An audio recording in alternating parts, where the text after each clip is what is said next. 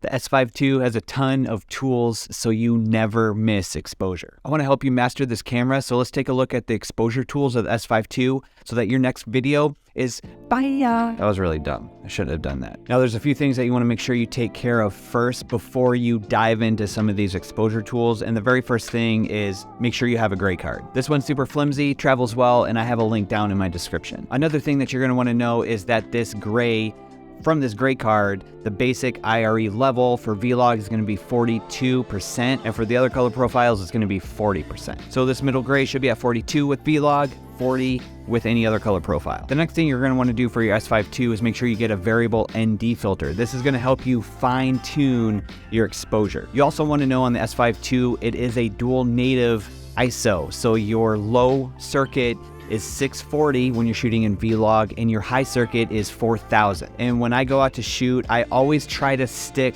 to that native ISO.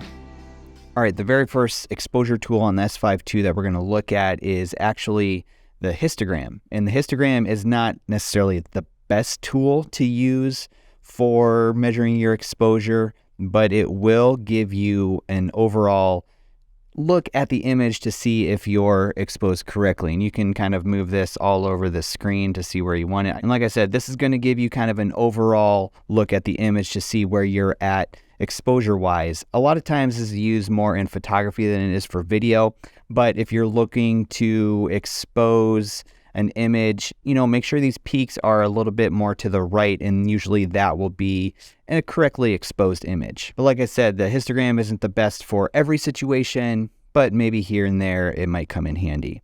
Now, one of the features on the S5 II I pretty much use all the time is the LUMIX spot meter. And so what that is going to do is that's going to place a little dot, a little square on your screen, and you can move this kind of around different parts of your screen to measure the exposure, but this is going to give you an exact measurement of that particular spot in your scene. Now, if you're shooting in Vlog like I am here, it's going to give you a stop count down here at the bottom. Then if you switch over to any other type of profile, it's going to give you a percentage. So down at the bottom of the screen, you're going to see these different stops. And what we want that to be at, since I'm shooting in Vlog, we want that to be at 0, 0. And there's a few different ways I can do that. We can adjust the aperture. And if we go too far, we might blow past that 0, 0 on that middle gray. Or we can go back up here, go to 1.8, still have the depth of field, and then adjust it with our variable ND to get it at 0, 0, which is correct exposure for middle gray. Before we jump over to the other chart, let's take a quick look at one of these other color profiles. Let's go to natural. And now you see at the bottom of the screen, there's a percentage. And so in natural, we see that we're just a little bit overexposed because remember, we want this at 40% for these other color profiles, natural color profile. So we can just adjust our variable ND if we want to keep that 1.8 depth of field. And now our gray card is exposed properly for that natural color profile. So one of the other things we can do with this LUMIX spot meter is take it and really measure the different parts of the image.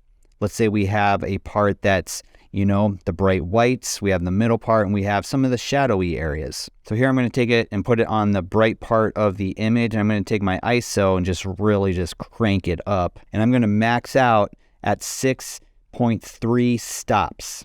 Now the image isn't going to measure anything over 6.3. And then what I can do is go down to like the shadow areas and the dark part of the image. And then I'm going to crank it way down the ISO, put my variable ND on, and I'm going to stop that all the way down as well. Then I'm going to take my aperture, and then you see it's not measuring anything below 8 stops. So on the S5 II, you have -8 all the way up to 6.3 stops. And we're going to jump to another tool, which is going to be the zebra pattern. And now I've started using the zebra pattern in a different way than I used to. I used to set the percentages, but now what I do is I set the base range and I set it for, remember, that 0 stops with a variation of plus or minus 0.2. And now when we turn on those zebra stripes for that base range, when we see those zebra stripes,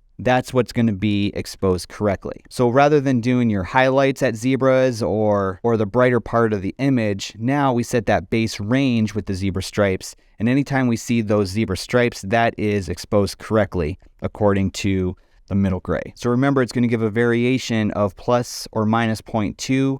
So those zebra stripes should still show up even though you're at plus or minus 2, either under or overexposed just a little bit. Now again, remember that is for vlog, and for Zebra 2, I do set it at 80 if I do choose to, protect those highlights a little bit when shooting in vlog, but a lot of times I've been keeping it on that base range, 0 stops, plus or minus 0.2 variation, and that's going to give you that 42 IRE for the gray card. All right, then the last tool we're going to look at is the waveform. So let's turn on the waveform, and we can adjust the size if we need to with the shutter wheel. And this is a pro tool that you have on a camera that's under $2,000. So on the waveform, this top is going to be your highlights or the light areas of the image down here, and this solid line is going to be 0 IRE. So anything that hits that line is going to be crushed. Anything up here is going to be totally blown out, and you're not going to have any information to use in that part of the scene. And remember, we want the gray card right around that 42,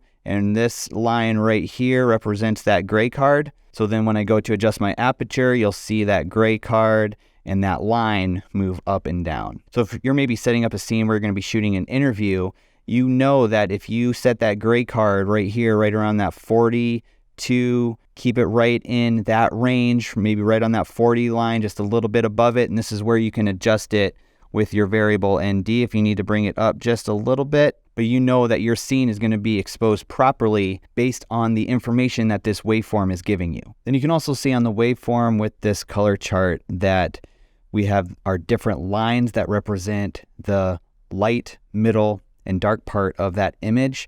Now it's kind of hard to see in here, but you can see that this long line right here is that middle gray line, and that is exposed correctly. Right here is going to be that top white line, and then right down here is going to be that bottom black line. Then again, if I go and adjust my aperture, you can see all that get crushed down at the bottom, or come over here and adjust my variable ND. You can see all those levels rise. Now there might be some other settings about the S5 II that you're wondering about, maybe shutter angle or view assist, and I got all those settings and more in this video right here. S5 II cinematic settings for video.